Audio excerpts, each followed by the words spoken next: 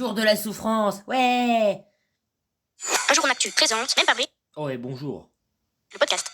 Salut, c'est Séverine, la journaliste qui te débarrasse des stéréotypes. Les stéréotypes, mais tu sais, les clichés, enfin, les idées fausses qu'on se fait dans sa tête et qui nous empêchent de faire ce qu'on veut. Heureusement, je suis pas seule pour les combattre. Je te présente Emma, et moi c'est Louis. Ils m'ont invité dans leur classe pour que tous ensemble on pulvérise un stéréotype astronomique. Enfin, chimique quoi. Physique, technologique. Un stéréotype sur les sciences, tu veux dire?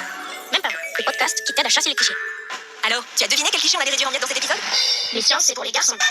Bon, une pipe en bois, qu'est-ce que ça m'agace quand j'entends ça? Emma, Louis, dans votre classe, ils en disent quoi? Moi, je pense que des fois, dans les documentaires, quand on regarde, par exemple, si c'est sur la science ou la chimie, on va plutôt voir des hommes. Peut-être les gens se Oh le niveau de mensonge, à chaque fois qu'ils te font un documentaire, ils disent regardez les meufs, regardez les meufs. Ouais, enfin ça dépend de quelle chaîne tu regardes aussi. disent que les garçons seraient plus capables de faire ça et que les filles, beaucoup moins. C'est peut-être parce que les premiers scientifiques ont été des hommes et pas des femmes, justement. Et si ça avait été des femmes, peut-être qu'ils auraient dit, les sciences, c'est pour les femmes. Eh bien, oui, peut-être. Mais bon, en attendant, vous êtes assez sûr d'une chose dans la classe. C'est qu'on a l'impression qu'il y a beaucoup d'hommes qui font des sciences. Et moins de femmes. C'est une impression. Elle a dit les mêmes, c'est une impression, il n'y a pas de stats. Peut-être qu'il y en a, mais elle ne parle pas de stats, elle parle d'impression. Ceci dit, je lui concède que ça parle de clichés, donc... ce ne serait pas complètement hors sujet. Je le conçois. Pour en savoir plus, vous pouvez interroger tous vos parents, vos copains-copines en classe aussi, et passer des appels à des scientifiques. On va faire des recherches pour voir si aujourd'hui les garçons aiment plus les sciences, ou si c'est les filles, ou les deux. Exactement. Dans la classe, vous me disiez que certains élèves avaient déjà des pistes. On écoute leurs propositions d'enquête? Pour savoir si c'est vrai que les garçons préfèrent les sciences, on peut demander par exemple en question dans la cour de récréation, ou qu'est-ce qu'ils voudraient faire comme métier plus tard. On pourrait demander à tout le monde quel jeu ils veulent, s'ils veulent des jeux scientifiques ou pas. On pourrait regarder dans les livres de maths s'il y a plus de filles ou de garçons qui sont représentés. Bien vu. Regardez. Ça n'a aucun sens, mais bon. Comment on montre les hommes et les femmes dans les livres, les dessins animés et les films, c'est hyper important pour comprendre d'où vient ce stéréotype. Ah bah je me disais bien que j'avais raison de citer Sekono-Quasar, oui, parce que dans Sekono-Quasar, là je sais ce que vous vous dites. Mais ça parle de religion. Oui, mais pas que. Ça parle de physique. Oui, parce que les gens dans ce truc se foutent sur la gueule de manière physique. Ce qui paraît, c'est comme Fullmetal Alchemist. Mais je peux pas savoir, j'ai pas vu Fullmetal Alchemist. Je compte le regarder un jour ou l'autre, je veux dire, il y a la voix de comment il s'appelle ce type Benoît Alman, donc évidemment que je regarderai, mais là n'est pas la question. Oui, donc, alors, dans le cas Sekono Quasar, les personnages sont représentés par rapport à leur sexe, niveau de leur niveau de chimie. Sinon, il y a l'exemple, les mystérieuses cités d'or. Alors là, ils ont pris le truc inverse. Personne n'y connaît rien aux chimies dans ce truc, sauf l'alchimiste. C'est, comment il s'appelle? C'est Zarès, le terrible, un allié des héros des mystérieuses cités d'or. C'est le petit roux avec son exosquelette, là, qui est plus lourd qu'il en a l'air. C'est celui qui sauve les héros des terribles pirates. Mangeur de crocodiles, utilisateur de crocodiles et vendeur de crocodiles. Car il faut rentabiliser ces animaux le plus possible. Mais sinon, dans Sam Sam, ils y connaissent rien, mais les pipioli, en fait, c'est des excitators, mais en jaune. Ou c'est l'inverse. Les excitators sont des pipioli, mais en rouge. Et qui volent. Et sans canon à pisse. Mais là n'est pas la question. Ouais, je sais, je dis un peu n'importe quoi, mais ça m'amuse. Mais j'ai dit des trucs très pertinents dans ce que j'ai dit. Voilà. Ouais, bon, j'ai un peu la... Dans Tintin, il y a que des mecs, donc ça règle le problème. Sauf, évidemment, la bonne vieille Castafiore et les... Comment ça s'appelle, ces bestioles, là? Les Roumains, les migrants, les gens du voyage, les Roumanov, enfin, ces trucs-là. Et oui, t'as vu, il y a de la diversité. Et il y a même des machins des pays africains dont je sais plus où c'est, donc je dis Afrique. Comme ça, il y a peu de chances que je me trompe, hein, je dis un continent en entier. Et voilà, j'ai cité des exemples assez random, mais oui, je comprends, les exemples de la culture populaire. Enfin, sauf que la culture populaire, elle est payée par le CNC ou le CSA. Je sais jamais quel des deux, donc s'ils n'arrivent même pas à faire leur truc comme il faut. Justement, je vous ai amené des manuels scolaires de sciences, de la primaire jusqu'au lycée. Maths, électricité, sciences du vivant, technologie. Waouh, tout ça, merci. Je vous laisse les observer. Bon, celui-là date de 2009 et je ne vois que des garçons à l'intérieur. Celui-là est plus récent, ça a l'air d'être plus équilibré. Quand même, regarde. Foutre de ma gueule, dans les livres d'école, ils arrêtent pas de dire Hé, princesse femme, hé, les princesses femmes. Je caricature un peu. Non, mais je caricature à peine, en fait. C'est complètement ça. Se foutre de ma gueule. Une fille, Sauf dans certains.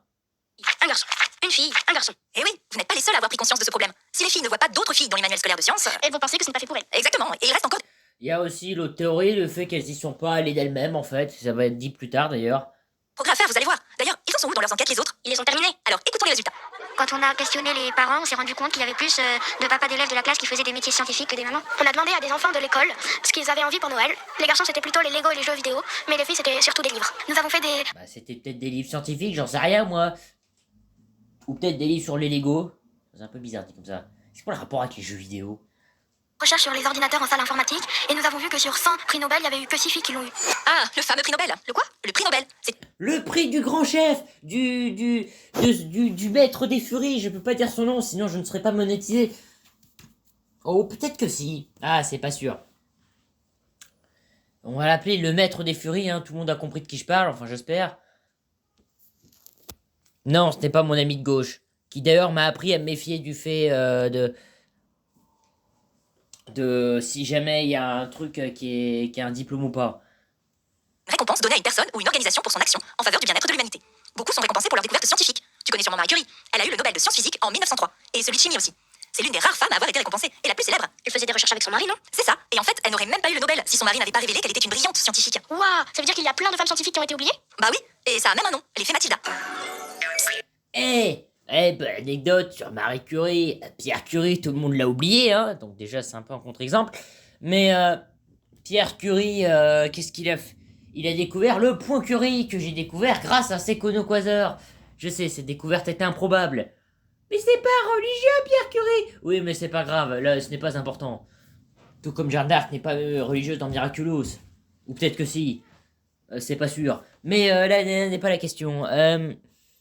Oui, parce qu'il affronte un type dont je ne sais plus le nom. Et pourtant, j'adore ce personnage, c'est un paradoxe assez pénible. Donc, t'as le héros de Secono Quasar, il affronte un type qui utilise le pouvoir des aimants. Et le héros se dit, attends, il utilise le pouvoir de l'aimantage, moi j'utilise le pouvoir du fer. Je vais faire chauffer le fer! Et c'est comme ça qu'il utilise le point Curie, qui est évidemment le point où l'on mange son curry. Ce qui était bien évidemment exploité dans Rosa Pierre l'animé. Non, pardon, non, évidemment, le point Curie, ça consiste à la température où un métal ne peut plus être aimanté. Ce qui est plus utile que les découvertes de Marie Curie, parce que c'est beau d'avoir la bombe atomique, mais c'est dur à utiliser. C'est comme le champimort qui devient un champignon atomique dans Plante vs Zombie. Oui, je sais, j'aurais dû la garder pour plus tard.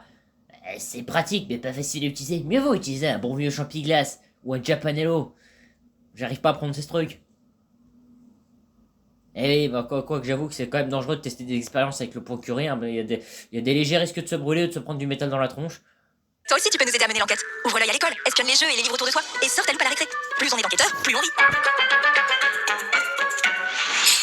Pardon, excusez-moi, c'est moi, Marie Curie.